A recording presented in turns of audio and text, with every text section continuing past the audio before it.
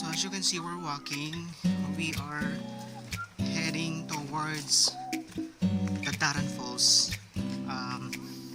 We visit often here, especially weekends kasi walang trabaho. So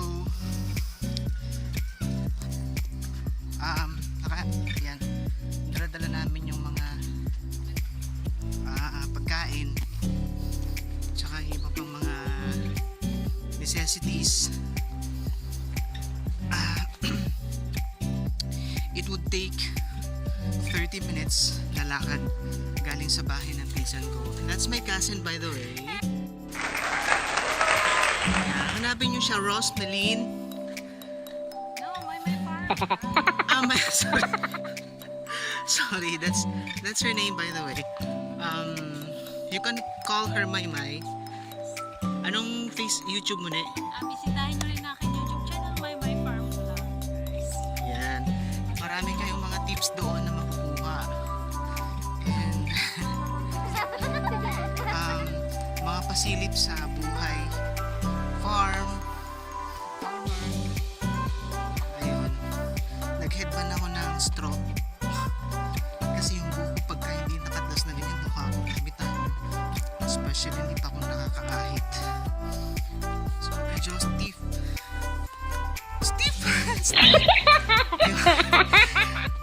Stiff neck. Medyo stiff yung inakita namin.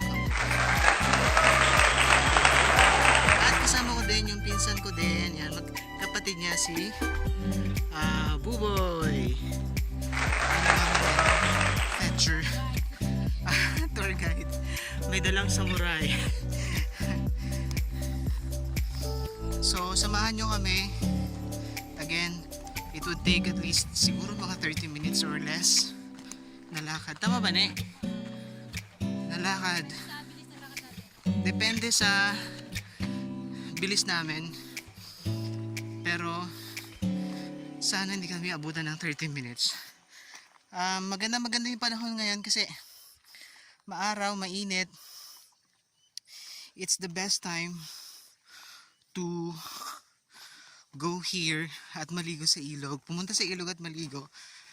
Dahil tirik na tirik yung araw.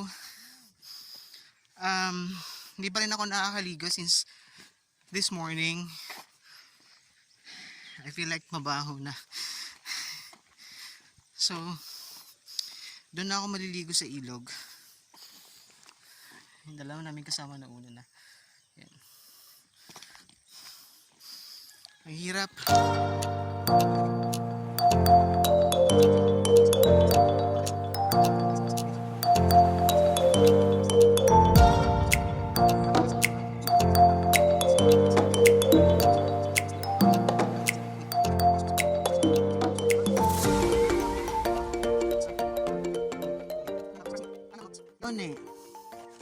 Kamusta naman experience mo sa Coron? Okay naman, wala pang pandemya. Sobra. First time mo na to? First time mo yun? No, actually second time ko na siya. So, Okay. yung first time, medyo exciting. Siyempre, bago pa lang, diba? Then, ayun, napunta rin ko rin yung mga pasyalan doon. Then, second time, ayun na, medyo, 1 week lang ako doon eh. Medyo mabilis na yung bakasyon ko doon. So, nag-enjoy din, pero syempre, bitin sa oras, tsaka sa panahon. Pero alam mo, mas maganda yung bakasyon na maikli, no? Yes, medyo exciting siya. Kailangan mo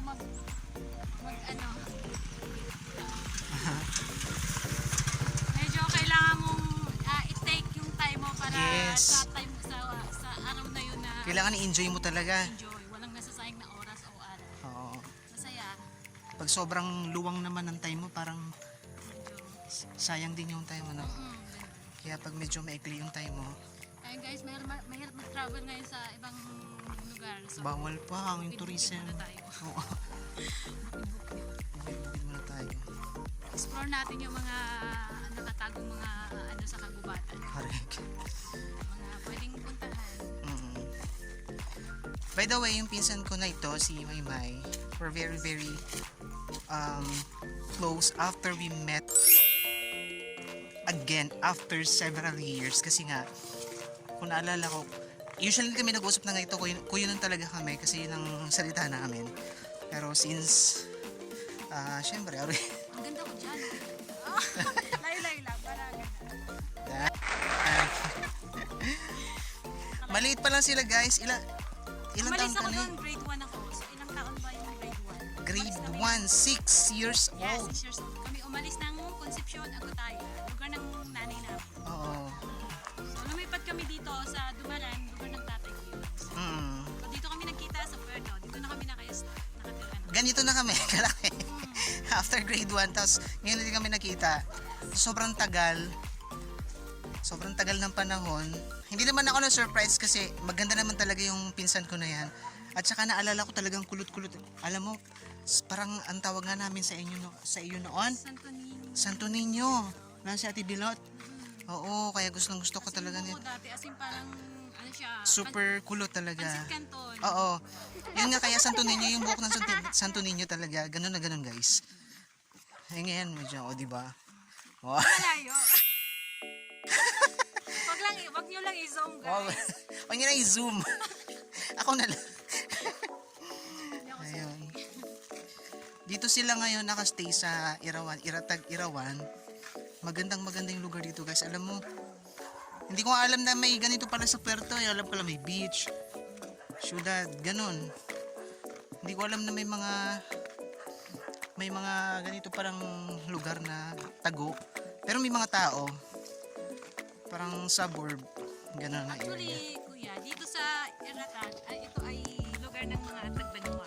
Mm. So, Tagbanwa tribe yung Iratag. Pero ngayon, sibalay na rin sila. Hindi na sila tulad ng dati na. Mga ano na rin sila, yung mga tawag dyan. Well, we are passing by the Carabao. Makabulin tayo. Ayun nga, dito, yung area na to, yung Iratag ito ay area ng mga Tagbanwa.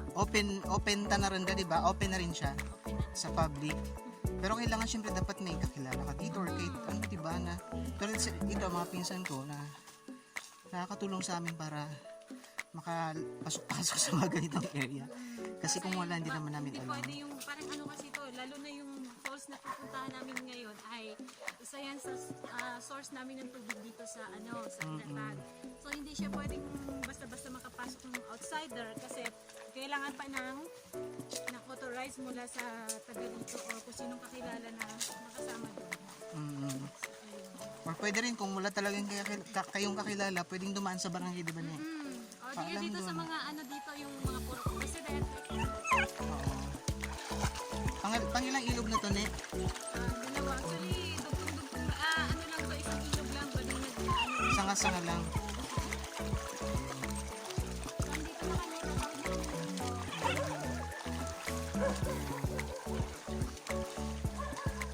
So, 5 lang kami. Kasama yung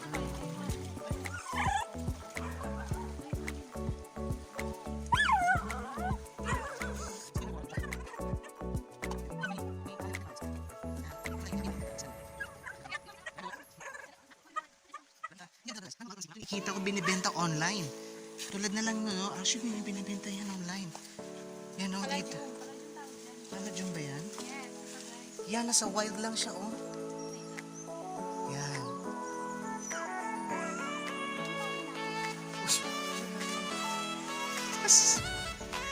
Nasa wild lang siya. So,